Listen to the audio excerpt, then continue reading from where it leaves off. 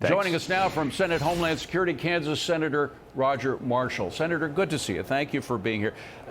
Some of what we heard today seems to conflict, particularly the reports from local police officers who were on the scene, with what we heard from acting Secret Service Director Rowe. I just want to play a clip of what Rowe said at a press conference last week, and then what we heard today from a local Butler police official. Roll it. There was a lack of clarity that roof should be secure, period, full stop. There was discussion about how the roof was going to be secured, and I think what it came back to is we should have challenged how that mechanism was being implemented, meaning we should have been more direct.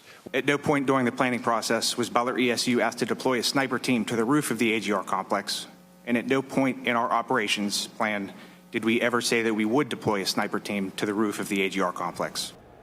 Senator, there seems to be a conflict there about the way things were seen by the director and by this local official. What do you think?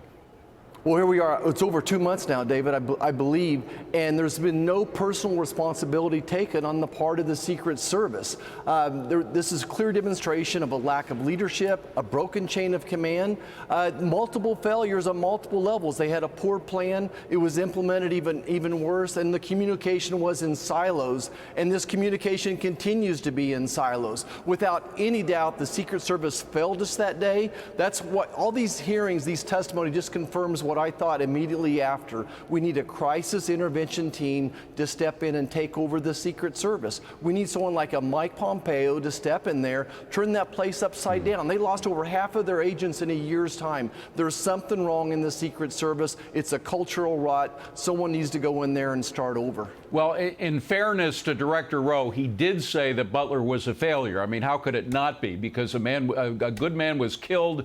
The president himself was injured, was wounded by a bullet. I mean, obviously it was a failure. However, there's so many conflicts with Rowe, and of course he's attached to the previous leadership. Should he resign?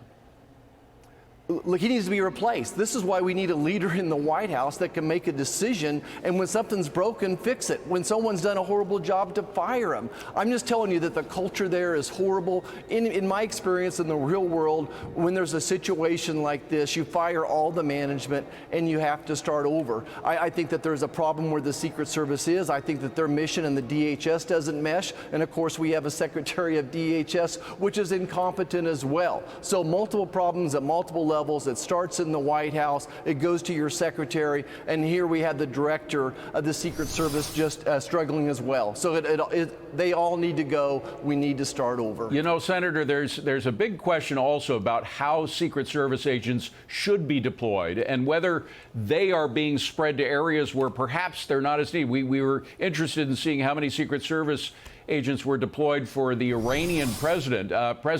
Former President Trump had words to say about that. I want to play that and get your reaction. Roll it. Right. Meanwhile, we have the president of Iran in our country this week. We have large security forces guarding him, and yet they're threatening our former president and the leading candidate to become the next president of the United States. Certainly a strange set of circumstances. Around the world, our enemies are desperate to prevent Donald Trump from returning to the White House because they know I will make America great again. They don't want that.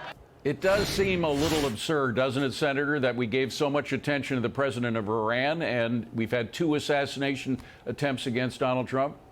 I can't believe we allow any leader from Iran into this country. This is a country that has promised death to America. These are very serious threats on President Trump's life. I want to go back to the day of President Trump's the attempted assassination attempt on him, when Jill Biden had more assets than President Trump did. For a crowd of 400 people versus 15,000 people, she had more assets. So only in America does this happen. I'm concerned. Why did the Justice Department release the $150,000 bounty on President Trump?